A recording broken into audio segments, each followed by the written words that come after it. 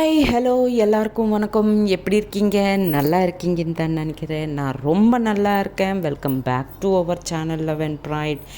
And நீங்கள் கேட்குறீங்க my professor. So I hope everybody are literally enjoying the story. Okay, and இந்த series வந்து especially இந்த previous episode வந்து நிறையா மெம்பர்ஸ்க்கு கொஞ்சம் ஹார்ட் டச்சிங்காக இருந்ததுன்னது எனக்கு அந்த மெசேஜஸ் படிக்கும்போது தெரியுது. And like you know heart broke emojis, crying emojis எல்லாம் வச்சுருக்கீங்க. ஆக்சுவலாக இன்னும் ஃபுல் எமோஷன் சீனு நான் இன்னும் போடவே இல்லை. இன்றைக்கி அந்த எபிசோடு கம்ப்ளீட்டாக இன்றைக்கி ஃபுல்லாக எபிசோடு ஃபுல்லி எமோஷ்னலாக இருக்க போகுது. So I don't know how you all guys are going to take this. And king புதுசாக ஒரு மெசேஜ் பார்த்தேன். ஜஸ்ட் ரெக்கார்டிங் ஸ்டார்ட் பண்ணுறதுக்கு முன்னாடி தான் வந்தது அந்த மெசேஜ். இவ்வளோ பெரிய மெசேஜ் போட்டிருக்காங்க. King Kohli, right? If I am not wrong, maybe Virat Kohli ஃபேனாக இருக்கலாம் அவங்க. ஸோ அதுக்கு தான் கிங் கோஹின்னு வச்சுருக்காங்கன்னு நான் நினைக்கிறேன். If I am correct please, if I M wrong please correct me in the comment section. Okay, so அவங்க கமெண்ட் எனக்கு ரொம்ப பிடிச்சிருந்தது. தட் அஃப்கோர்ஸ் என்னை ரொம்ப அப்ரிஷியேட் பண்ணிவிட்டு கமெண்ட் பண்ணியிருந்தாங்க. That my way of narration ரொம்ப நல்லா இருக்குது, அது அவங்கள ரொம்ப என்கேஜ் பண்ணுது. ஆஸ் டுகெதர் கூட நான் அவங்க ஸ்டோரி கேட்குறதுக்கு எனக்கு பிடிக்குது இந்த மாதிரி. So really really really I really thank you from bottom of my heart. And இந்த மாதிரி இந்த மாதிரி கமெண்ட்ஸ் வரும்போது எங்கள் மாதிரி யூடியூபர்ஸ், ஸ்மால் யூடியூபர்ஸ்க்கு அது ஒரு பெரிய பூஸ்ட் மாதிரி. ஸோ அப்படி கொடுத்துட்டே இருந்தீங்கன்னா நான் இன்னும் ஐ வில் ட்ரை டு எப்படி சொல்கிறது, இன்னும் நல்லா நரேஷன்ஸ் பண்ணுறதுக்கு ட்ரை பண்ணுவேன். அப்பா Tamil good. Okay so let's get in to the story. So previous எபிசோடில், வெரி பிக் எபிசோடு இல்லை நேற்றுக்கு. ஸோ ப்ரீவியஸ் எபிசோடில் நம்ம என்ன பார்த்தோம்னா, மீராவுக்கு வந்து திவ்யா மேலே ரொம்ப கோவம் வந்துச்சு. தட் ஷி ஹேஸ் கோவம்னா வெளியே காமிக்கிறதுக்கு, உள்ளே ரொம்ப சந்தோஷமாக இருக்குது அவங்க கிஸ் பண்ணதுக்கு. பட் அது திவ்யாவுக்கு வந்து ரொம்ப கோவமாக தான் காமிச்சிட்டே இருப்பாங்க. ஸோ திவ்யா வந்து எப்படியாவது அவங்களுக்கு கூல் பண்ணணும்னு நினச்சிட்டு ராகியோட ஹெல்ப் எடுத்துகிட்டு அவங்கள எப்படியாவது மவுண்டன் மேலே அந்த சன்ரைஸ் காமிக்கிறதுக்கு கூட்டிகிட்டு போய் அங்கேயே அவங்களோட லவ்வை எக்ஸ்ப்ரெஸ் பண்ணணும் அப்படின்னு நினச்சிட்டு ராகியோட ஹெல்ப்பை எடுத்துகிட்டு மீராவை எப்படியோ பைக் மேலே உட்கார வச்சுக்கிட்டு மவுண்டன் மேலுக்கு கூட்டிகிட்டு போவாங்க. மவுண்டன் மேலுக்கு போனதுக்கப்புறம் அந்த சன்ரைஸ் ரெண்டு பேரும் ரொம்ப என்ஜாய் பண்ணுவாங்க. எஸ்பெஷலி திவ்யா வந்து மீராவோட சந்தோஷத்தை பார்த்து அவங்க சந்தோஷமாக ஃபீல் பண்ணுவாங்க. ஸோ அதுக்கப்புறம் திவ்யா வந்து அவங்க மனசில் இருக்கிறது எல்லாமே சொல்லுவாங்க. அவங்க ஏஞ்சல் கூட அவங்க தான், நீங்கள் தான் ஏஞ்சல்னு எனக்கு தெரியும் அப்படின்னது கூட அங்கே ஒரு சுச்சுவேஷனை பார்த்துக்கிட்டு அதுவும் ரிவீல் பண்ணிடுவாங்க. இது கூட சொல்லியிருக்காங்க அவங்க கமெண்ட் செக்ஷனில். ஓகே, ஸோ அது அவங்க ரிவீல் பண்ணுவாங்க. ஸோ அதுக்கப்புறம் பட் மீரா வந்து இல்லை, இதெல்லாம் இல்லை, நீ தப்பாக யோசிச்சுட்டே இருக்க, இது கரெக்ட் கிடையாது, you are just a student to me, I am a professor to you அப்படின்ட்டு ரொம்ப ஸ்ட்ரெயிட் ஃபார்வர்டாக ரொம்ப ஸ்ட்ராங்காக சொல்லுவாங்க திவ்யாவுக்கு. சரின்ட்டு அப்போது திவ்யா ரொம்ப ஹார்ட் ப்ரோக்கன் ஆயிரும் அவங்களுக்கு. சரி, அப்போது நான் இனிமேல் உங்களை டிஸ்டர்ப் பண்ணல அப்படின்ட்டு அவங்க பைக் ஸ்டார்ட் பண்ணுவாங்க எகெயின் டு தி ரிசார்ட் வர்றதுக்கு. ஸோ வாட் நெக்ஸ்ட்னது இப்போ பார்க்கலாம். ஸோ அவங்க ரெண்டு பேரும் அழுதுகிட்டே இருப்பாங்க. திவ்யா வந்து ட்ரைவ் பண்ணிகிட்டே இருப்பாங்க இல்லையா. ஸோ அவங்க கண்ணில் இருந்து வர்ற அந்த கண்ணீர் வந்து ட்ராப்பாக காற்றுக்கு போய் அது மீராவோட கை மேலே தான் விழுந்துகிட்டே இருக்கும் ஒரு ட்ராப்பாக. ஸோ ஆல்ரெடி மீரா ரொம்ப ஹர்ட் ஆகிட்டு அவங்களே ஹர்ட் பண்ணிக்கிட்டு நான் உன்னை லவ் பண்ணல அப்படின்னது சொல்கிறதுக்கு, ஒரு லவ் பண்ணுற பர்சன்கிட்ட நான் உன்னை லவ் பண்ணலைன்னு சொல்கிறதே ரொம்ப பெரிய கஷ்டமான ஒரு விஷயம். அதுவே அவங்க கண்ட்ரோல் பண்ணிக்கிட்டு இருக்காங்கன்னா, இப்போ திவ்யாவோட எவ்ரி ஐ ட்ராப் கண்ணீர் ஒரு ட்ராப்பாக அவங்க கை மேலே விழுந்துகிட்டே இருக்கும்போது அது இன்னும் பெரிய நரக்கம் மாதிரி இருக்கும் மீராவுக்கு. பட் இல்லை, இவங்க எவ்வளோ பெயின் இப்போ இவங்களுக்கு எவ்வளோ பெயின் இருந்தாலும் என்கிட்ட இருந்து இவங்க விளங்கி இருக்கிறது தான் திவ்யாவுக்கு நல்லது. அவங்க சேஃபாக இருக்கணும்னா என்கிட்ட இருந்து இப்படி தான் விளங்கி இருக்கணும் அப்படின்னு அவங்கள கன்சோல் கூட பண்ண மாட்டாங்க திவ்யாவை மீரா. ஸோ பட் அவங்களும் அழுதுகிட்டே இருப்பாங்க. பின்னாடி அவங்க அழுதுறது திவ்யாவுக்கு எப்படியோ தெரியாது. சரின்னு அப்படியே ட்ராவல் பண்ணுவாங்க. 2 பேரும் எதுவும் பேசிக்க மாட்டாங்க. ஸ்ட்ரெயிட்டாக கொண்டு வந்து ரெசார்ட் முன்னாடி ஸ்டாப் பண்ணுவாங்க திவ்யா. ஸோ மீரா பைக்கை இறங்கிட்டு ஒரு தடவை திவ்யா பக்கமாக பார்ப்பாங்க. திவ்யா ஒரு தடவையாவது அவங்க பக்கம் பார்க்க மாட்டாங்களான்னு ஒரு ஆசை. பட் திவ்யா திரும்பி கூட பார்க்காம அப்படியே அந்த பைக்கை ஸ்டார்ட் பண்ணிக்கிட்டு அந்த பைக் ஓனர்கிட்ட போயிட்டு அந்த பைக்கை ஹேண்ட் ஓவர் பண்ண கிளம்பிடுவாங்க. மீரா ரொம்ப ஹர்ட் ஆயிடுவாங்க. ஸோ காமாக அவங்க ரூம்குள்ளே போவாங்க. அப்போ by then it is 6:15 morning. 6:15 வந்துடுவாங்க. இன்னும் எல்லோரும் தூங்கிட்டே தான் இருப்பாங்க. பட் ராகி ரொம்ப டென்ஷனாக இருப்பாங்க. இவங்க கிளம்பியிருக்காங்க, இவ்வளோ குளிர் இருக்குது. மீரா ரொம்ப சென்சிட்டிவ் பர்சனு. அண்டு அவங்க 2 பேரும் நடுவில் என்ன தான் ஆயிருக்கும்னு ஒரு டென்ஷனில் ராகி தூங்காமல் அங்கே இங்கேன்னு சுற்றிட்டே இருப்பாங்க ரூமில். பட் ஈஷா ஹாப்பியாக தூங்கிட்டே இருப்பாங்க. ஸோ மீரா உள்ளே வந்ததும் ராகி எழுந்திரிச்சிட்டு மீரா பக்கமாக ஏய் என்னடி ஆச்சு அப்படின்னு சொன்னதும் மீரா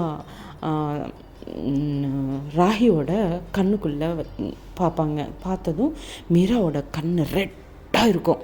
அழுதுட்டு அந்த கண்ணெல்லாம் ரெட்டாக இருக்கும். ஏய் என்னடி இவ்வளோ அழுதுன மாதிரி, ரொம்ப ரொம்ப நேரமாக அழுதுகிட்டே இருக்கிற மாதிரி இருக்கும் உங்கள் கண், என்னடி ஆச்சு அப்படின்னு கேட்பாங்க கன்சர்னில். அவ்வளோதான், அவங்கள அப்படியே ரொம்ப டைட்டாக ஹக் பண்ணிக்கிட்டு ராகிவை மீரா அழுதுடுவாங்க. அந்த அந்த சத்தத்துக்கு ஈஷா எந்திரிச்சிடுவாங்க. ஏய் என்னடி ஆச்சு, ஏன் மீரா அழுகுறாங்க அப்படின்னு கேட்பாங்க. கேட்டதும் ராகி, ஒன்றும் இல்லடி, நான் உனக்கு அப்புறமா எல்லாமே டீட்டெயில்டாக சொல்கிறேன், ப்ளீஸ் கொஞ்சம் நேரம் அவங்கள டிஸ்டர்ப் பண்ணாத அப்படின்ட்டு ராகி சொல்லுவாங்க ஈஷா கிட்ட. அப்போது ஈஷா, நானும் உங்கள் பெஸ்ட் ஃப்ரெண்டு எனக்கு எதுவே சொல்ல மாட்டேங்கிறீங்க நவடேஸ், நீங்களே எல்லாமே பேசிக்கிறீங்க, எதுவாக இருந்தாலும் எனக்கு சொல்லவே மாட்டேங்கிறீங்க அப்படின்னு சொல்லுவாங்க ஈஷா. அப்போது ராகி நிஜமாடி சத்தியமாக நான் உனக்கு சொல்கிறேன், ஓகே, பட் இப்போத்துக்கு எதுவும் கேட்காத ப்ளீஸ் அப்படின்னதும் சரி அப்போது நான் எப்படியோ எழுந்திரிச்சிட்டேன்ல, நான் ஃப்ரெஷ் ஆகிட்டு வந்துடுறேன் அப்படின்ட்டு அவங்க ரெஸ்ட் ரூம்குள்ளே போயிடுவாங்க. ஸோ அப்போது ராகி கேட்பாங்க, சொல்லுடி என்னாச்சு அப்படின்னதும் நடந்த எல்லா விஷயமும் சொல்லுவாங்க ராகிக்கு. மீரா, அப்படி எதுக்குடி பிஹேவ் பண்ணுற நீ அப்படின்ட்டு மறுபடியும் ராகி கேட்பாங்க மீராவை. அப்போ மீரா இல்லடி, எனக்கு தூரமாக இருந்தால் தான் திவ்யா ஹாப்பியாக இருப்பாங்க, அது ஏன்னு உனக்கும் தெரியும், ஏன் இப்படி கேட்குற என்ன அப்படின்ட்டு மீரா சொல்லுவாங்க ரொம்ப லோ வாய்ஸில். அதுக்கப்புறம் சரின்னு அந்த பக்கம் இவங்க பைக் கொடுத்துட்டு திவ்யா அவங்க ரூம்குள்ளே போயிடுவாங்க. போனதுக்கப்புறம் ஒரு சின்ன ஒர்க் வந்தது, அதை பார்த்துட்டு வந்தேன். ஓகே, எங்கே ஒர்க் சொன்னேன்? ஓகே, திவ்யா ரூம்குள்ளே வருவாங்க. ரூம்குள்ளே அவங்க ஸ்ட்ரெயிட்டாக போயிட்டு பெட்டு மேலே தூங்கிடுவாங்க. இந்த சென்ஸ் நார்மலாக அப்படி படுத்துருவாங்க. படுத்ததும் ஆத்யா ஏய் எங்கடி பொண்ணு, அஃப்கோர்ஸ் அவங்களுக்கு தெரியும் அவங்க போனது, பட் என்னடி இவ்வளோ நேரமாக என்ன அப்படியே படுத்துட்ட, வா லக்கேஜ் எல்லாம் பேக் பண்ணிக்கணும்ல, ரெடி பண்ணிக்கணும், எவ்வளோ லக்கேஜ் இருக்குது பாரு அப்படின்ட்டு சொல்லுவாங்க. சொன்னதும் திவ்யா இந்த லோக்கத்துலேயே இல்லை, எங்கேயோ இருக்காங்க, என்னென்னமோ யோசிச்சுட்டே இருக்காங்க அவங்க மைண்டில். ஸோ நம்ம ஆத்யா சொன்னது அவங்களுக்கு காதுக்கு கேட்கவே இல்லை. அப்போது ஆத்யா வந்து, என்ன இது, நான் பாட்டுக்கு நான் பேசிட்டே இருக்கேன், ஒரு ரியாக்ஷன் கூட இல்லை, என்ன ஆச்சு இதுக்கு அப்படின்ட்டு கிட்ட போவாங்க. கிட்ட போயிட்டு, ஏய் என்னடி நான் சொல்கிறது உனக்கு கேட்குதா இல்லையா அப்படின்னு கேட்பாங்க ஆத்யா திவ்யாவை. அப்போது திவ்யா, என்ன என்ன ஏதாவது சொன்னியா அப்படின்வாங்க. ஆமாம் என்னாச்சு அப்படின்னு பார்த்ததும் திவ்யாவோட கண்ணு கூட ரெட்டாக இருக்கும். ஏய் என்னாச்சுடி, ஏன், வாட் ஹேப்பண்ட் அப்படின்னு கேட்பாங்க. கேட்டதும் ஃபஸ்ட்டு வந்து ஒன்றும் இல்லை, சும்மா மவுண்டனுக்கு போயிட்டு வந்தேனா, அதான் காற்றுக்கு இப்படி ஆச்சு அப்படின்வாங்க. சொல்லாத, உன் பற்றி எனக்கு தெரியாதா, நீ என்கிட்டயே பொய் சொல்கிறீல்ல, என்னாச்சுன்னு சொல்லு அப்படின்வாங்க ஆத்யா. சொன்னதும் ஃபஸ்ட்டு ஒன்றும் இல்லடி, வா பேக்கிங் பண்ணிக்கலாம் அப்படின்ட்டு பேக் பண்ண ஸ்டார்ட் பண்ணுவாங்க. பட் திவ்யாவால் முடியல. ஸோ ஆத்யா வந்து, இப்போ கூட கேட்குறேன்டி ப்ளீஸ் ஒரு தடவை என்னாச்சுன்னு சொல்ல அப்படின்னதும் திவ்யாவால் கண்ட்ரோல் பண்ண முடியல. ஸோ அவங்களும் ஆத்யாவை ரொம்ப டைட்டாக ஹக் பண்ணிவிட்டு அவங்களும் அழுதுருவாங்க. அப்போது உட்கார வச்சுட்டு ஒரு கிளாஸ் வாட்டர் கொடுத்துட்டு, இப்போ சொல்லுடி என்னாச்சு அப்படின்னு கேட்பாங்க ஆத்யா. சொன்னதும் திவ்யா, என்னாச்சுன்னா, நான் என் மனசில் இருக்கிறது எல்லாமே சொல்லிட்டேன் அவங்கக்கிட்ட. பட் என்னை ஆக்செப்ட் பண்ணுறதுக்கு அவங்க ரெடியாக இல்லவே இல்லை. என்னை ஸ்டூடெண்ட்டுன்னு நினைக்கிறாங்க, அவ்வளோதானா. பட் அவங்க கண்ணில் பார்த்தா என் மேலே லவ் இருக்கு மாதிரி தான் இருக்குது. பட் அவங்க வாய் ஒன்று சொல்லுது, அவங்க கண் இன்னொன்று சொல்லுது. எனக்கு என்ன பண்ணணும்னு தெரியல, ரொம்ப கன்ஃபியூஷத்தில் இருக்கேன் அப்படின்ட்டு திவ்யா சொல்லுவாங்க. சொன்னதும் Adhya, don't worry, okay, time, காலம் எல்லாத்துக்கும் ஆன்சர் சொல்லும், ஜவாப் சொல்லும். ஸோ ப்ளீஸ் வெயிட் பண்ணு, ஏதோ ஒரு நாள் அவங்களா வருவாங்க உங்ககிட்ட, அப்போ வரைக்கும் கொஞ்சம் வெயிட் பண்ணு அப்படின்னு கன்சோல் பண்ணிகிட்டே இருப்பாங்க Adhya திவ்யாவை.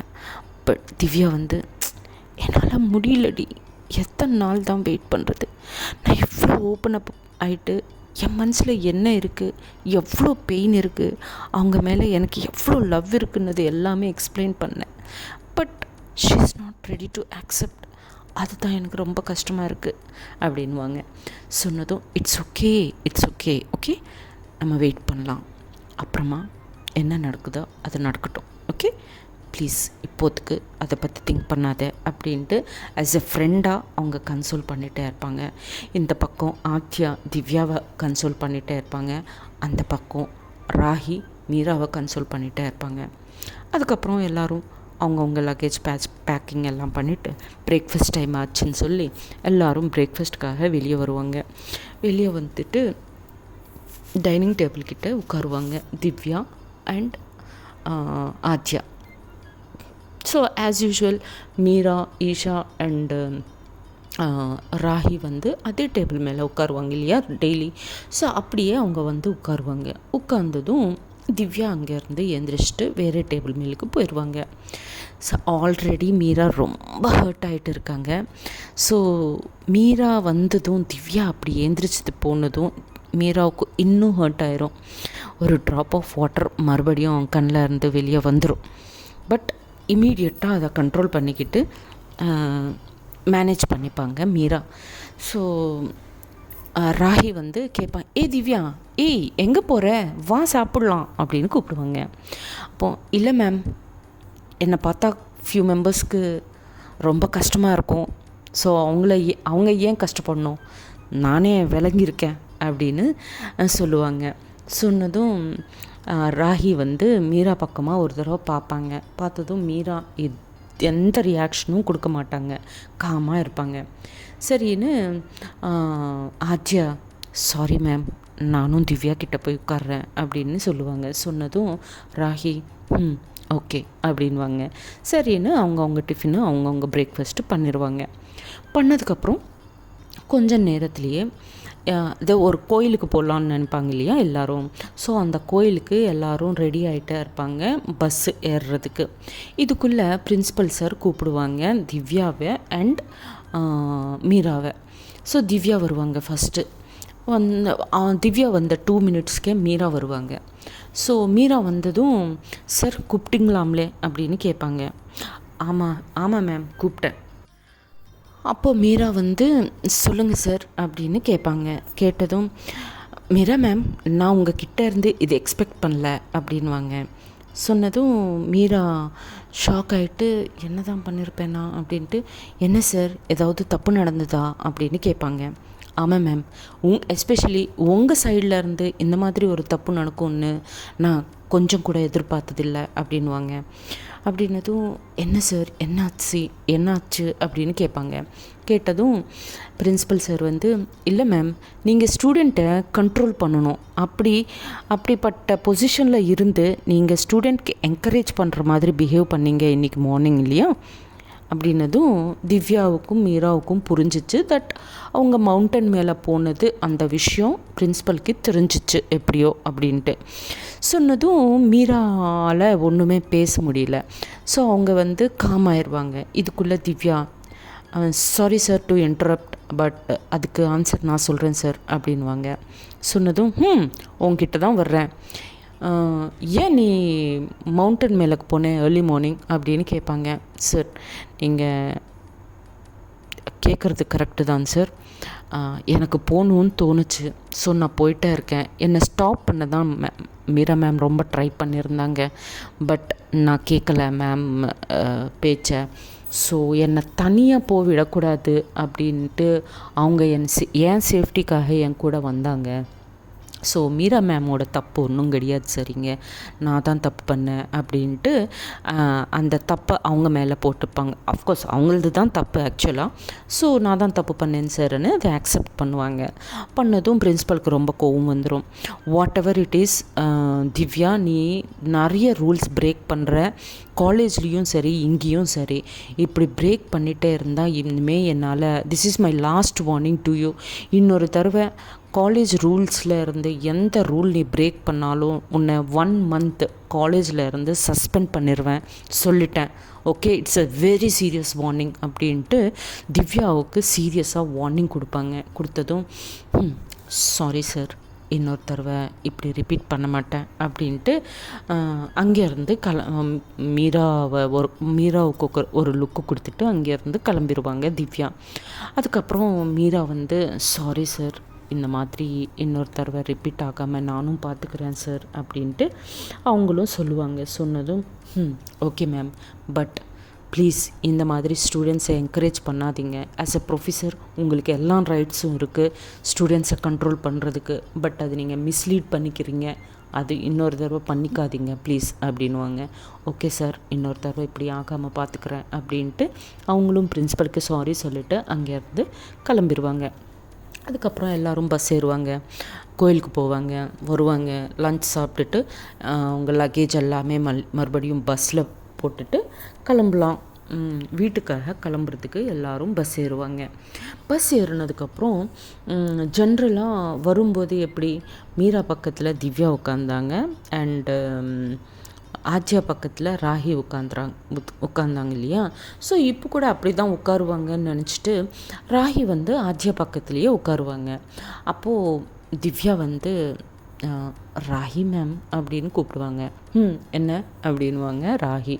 Ma'am, if you don't mind please நீங்கள் இந்த பக்கமாக உட்கார்றீங்களா, நான் ஆத்தியா பக்கத்துலேயே உட்கார்றேன் அப்படின்னு சொல்லுவாங்க. சொன்னதும் ராகி ஒரு தடவை மீரா பக்கமாக பார்ப்பாங்க. பார்த்ததும் அவங்க கம் அப்படின்ன மாதிரி சொல்லுவாங்க. சொன்னதும் okay, but are you sure அப்படின்னு கூட மறுபடியும் கேட்பாங்க. எஸ் மேம், ப்ளீஸ் நான் ஆத்யா பக்கத்திலே உட்கார்றேன் அப்படின்னு சொல்லுவாங்க திவ்யா. சரி அப்போ அப்படின்ட்டு ஆத்யா பக்கத்தில் இருந்து ராகி எழுந்திரிச்சிட்டு மீரா பக்கமாக உட்காருவாங்க. அண்டு ஆத்யா வந்து விண்டோ பக்கமாக உட்காருவாங்க இல்லையா. ஸோ திவ்யா வந்து, ப்ளீஸ் நீ இந்த பக்கம் உட்காரு, நான் விண்டோ பக்கமாக நான் உட்கார்றேன் அப்படின்னு சொன்னதும், பிகாஸ் அவங்க ரொம்ப ஹர்ட்டில் இருக்காங்களே, பெயினில் இருக்காங்க இல்லையா. ஸோ அதுக்கு தான் ஆத்யா எந்த ஆர்கியூமெண்ட்டும் பண்ணாமல், சரிடி ஓகே வா அப்படின்ட்டு விண்டோ சீட்டு திவ்யா கொடுத்துருவாங்க. ஸோ கொடுத்ததையும் கொடுவாங்க. அவ்வளோதான், எல்லோரும் டல்லாக இருப்பாங்க. பிகாஸ் திவ்யா தான் என்டர்டெயின்மெண்ட் பாயிண்ட்டே. பட் திவ்யாவே டல்லாக இருக்கும்போது அந்த பஸ் எவ்வளோ காமாக இருக்கும். ஸோ யாரும் எதுவும் பேசாமல் காமாக இருப்பாங்க. அப்போது ஈஷா வந்து சாரி ஈஷாவுக்கு இவங்க பிரின்ஸிபலில் மீட் பண்ணவர் போவாங்க இல்லையா, மீரா அண்டு திவ்யா. அந்த டைமில் ஈஷாவுக்கு ராகி நடந்த எல்லா விஷயமும் சொல்லுவாங்க. சொன்னதும் ஈஷா கூட பஸ் ஏறினதுக்கப்புறம் திவ்யாவையும் மீராவையும் பார்த்து ரொம்ப ஹர்ட் ஆகுவாங்க. ரொம்ப பெயின்ஃபுல்லாக இருக்கும் அவங்களுக்கு கூட. ரொம்ப எமோஷ்னலாக ஃபீல் பண்ணுவாங்க அவங்க ரெண்டு பேரையோட சிச்சுவேஷனை பார்த்து.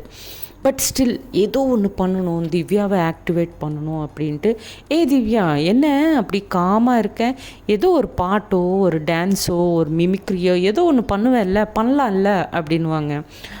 சொன்னதும் இல்லை மேம் சாரி, நான் எது பண்ணாலும் இங்கே சில பேருக்கு பிடிக்காது மேம், ஸோ நான் சைலண்ட்டாகவே இருக்கிறேன் அப்படின்னு இன்டைரக்டாக மீராவுக்கு சொல்கிற மாதிரி சொல்லுவாங்க. அது மீராவுக்கு புரியுது. ஸோ அது இன்னும் ஹர்ட் ஆகிட்டே இருக்கும் மீராவுக்கு. பட் ஸ்டில் அப்படி சொன்னால் எப்படி அப்படின்னு ஈஷா சொல்லுவாங்க. Sorry ma'am, very sorry, I am totally very tired கூட, என்னால் எதுவும் பண்ண முடியாது மேம் அப்படின்னு சொன்னதும் சரி அப்படின்ட்டு விட்டுருவாங்க. ஸோ திவ்யாவே டல்லாக இருக்கும்போது பஸ்ஸு ஃபுல்லாக டல் ஆயிரும். ஸோ எல்லாரும் அப்படியே டல்லாக உட்காந்து அவங்கவுங்க சீட்டில் அவங்கவுங்க தூங்கிடுவாங்க கூட. ஸோ அப்படியே ஜேர்னி பண்ணிவிட்டு ஒரு டைமில் கேம்பஸ்க்கு வந்துடுவாங்க எல்லோரும். கேம்பஸ்க்கு வந்ததுக்கப்புறம் ஃபாஸ்ட்டாக திவ்யா ஃபஸ்ட்டு பஸ் இறங்கிடுவாங்க. இறங்கினதுக்கப்புறம் ராகி, என்னடி என்ன அவ்வளோ அவசியம், ஏன் அவ்வளோ ஃபாஸ்ட்டாக இறங்குற அப்படின்னதும், ஒன்றும் இல்லை, நீ சீக்கிரமாக லக்கேஜ் எடுத்துகிட்டு கீழே எனக்காக வெயிட் பண்ணு, நான் பைக் எடுத்துகிட்டு வந்துடுறேன், ஓகே அப்படின்வாங்க. ஓகே அப்படின்வாங்க ஆத்யா. மீரா வந்து திவ்யாவையே பார்த்துட்டே இருப்பாங்க. ஒரு தடவையாவது என் சைட் பார்க்க மாட்டாங்களா அப்படின்னு ஒரு ஆசை. பட் திவ்யா வந்து ஒரு சின்ன லுக்கு கூட கொடுக்க மாட்டாங்க மீராவுக்கு. பட் அது ரொம்ப பெயின்ஃபுல்லாக இருக்கும் மீராவுக்கு. பட் ஒன்றுமே பண்ண முடியல. சரின்னு எல்லோரும் பஸ் இறங்குவாங்க, அவங்கவுங்க லக்கேஜஸ் எடுப்பாங்க. எல்லோரும் அவங்கவுங்க ஃபியூ மெம்பர்ஸ்க்கு பேரண்ட்ஸ் வருவாங்க, ஃபியூ மெம்பர்ஸ்க்கு ஃப்ரெண்ட்ஸ் வருவாங்க. சில பேர் வந்து ஆட்டோஸு கார்ஸ் எல்லாம் புக் அவங்கவுங்க வீட்டுக்கு போயிட்டே இருப்பாங்க. ஸோ அப்புறம் ராகி, ஈஷா, ஆத்யா, மீரா, திவ்யா இவங்க தான் இருப்பாங்க. அண்ட் மற்றபடி ரிமைனிங் ஸ்டாஃப் எல்லாம் இருப்பாங்க. பிகாஸ் ஸ்டூடெண்ட்ஸ் எல்லோரும் போனதுக்கப்புறம் தானே ஸ்டாஃப் கிளம்பணும். ஸோ ஆல்மோஸ்ட் எல்லா ஸ்டூடெண்ட்ஸும் கிளம்பிடுவாங்க. ஸோ டீச்சர்ஸ் கூட எல்லோரும் கிளம்பிட்டே இருக்கும்போது பிரின்ஸிபல் கூட ஓகே, நீங்கள் எல்லா அரேஞ்ச்மெண்ட்ஸும் பண்ணிக்கிட்டீங்களா, நீங்களும் கிளம்புங்க, நானும் கிளம்புறேன்னு சொல்லிட்டு பிரின்ஸிபல் கூட கிளம்பிடுவாங்க.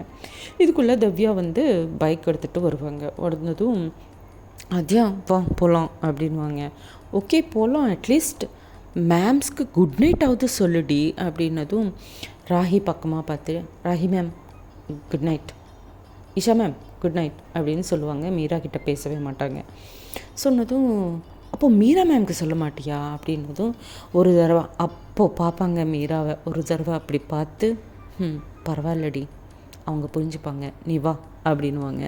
சரின்னு Adhya okay mams good night, நாளைக்கு காலேஜில் மீட் ஆகலாம் அப்படின்ட்டு அவங்களும் பைக் ஏறிடுவாங்க. திவ்யா திரும்பி கூட பார்க்காம பைக்கை ஸ்டார்ட் பண்ணிக்கிட்டு அவங்க வீட்டுக்காக கிளம்பிடுவாங்க. இதுக்குள்ளே ஈஷா அண்டு ராகி வந்து மீராவை கன்சோல் பண்ணுவாங்க. அண்டு ராகி வந்து சரி நீங்கள் இங்கேயே இருங்க, நான் கார் எடுத்துகிட்டு வர்றேன்னு சொல்லிவிட்டு அவங்க கார் எடுத்துகிட்டு வருவாங்க. இவங்கள காரில் உட்கார வச்சுட்டு சரி போகலாமா அப்படின்னதும் மீரா போகலாம் அப்படின்னு சொல்லுவாங்க. ஸோ வழியில் மீரா அவங்க பாஸ்ட் பற்றி திங்க் பண்ணுவாங்க. ஸோ எதுக்கு திவ்யாவை மீரா விலகி இருக்கணும் அப்படின்னு நினைக்கிறாங்க என்னது அவங்க காரில் உட்காந்து அந்த ஃப்ளாஷ்பேக்கை திங்க் பண்ணுவாங்க. ஸோ அந்த ஃப்ளாஷ்பேக் என்னது நெக்ஸ்ட் எபிசோடில் பார்த்துடலாமா? அப்போ வரைக்கும் tata bye bye, see you, Jai Hind, Jai Shri Ram. எல்லோரும் என்னை திட்டிகிட்டே இருப்பீங்களே, okay it's okay, no problem. Bye.